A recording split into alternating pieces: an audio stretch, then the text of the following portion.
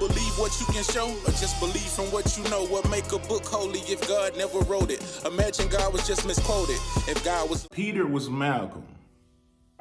Jesus was MLK. Jesus was MLK because Jesus was killed for the cause. Jesus was killed for the cause. So was Martin Luther King. Peter was willing to kill for the cause. There's a difference. And that's why Peter was more Malcolm. Jesus was more MLK, because Jesus only told the disciples to sell what you have and go buy a sword. So he tells them to go sell what they have and buy a sword. But when Peter or Malcolm goes to use the sword, he's out of line for doing that.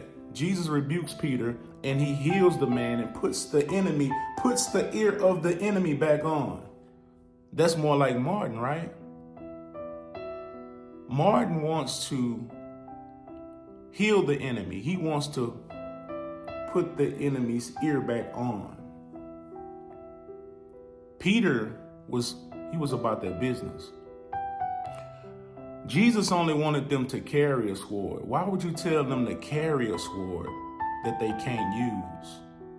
When it come time to use it, when it come time for war, you want to make peace with the enemy. So all of this preaching the gospel, go and preach. This is why Jesus is MLK. He wants you to go and preach the good news. But what is that doing for our people? What is that changing? Preaching the gospel is no different than protesting.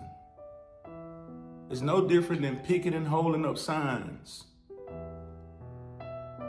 Going march, and nothing is changing.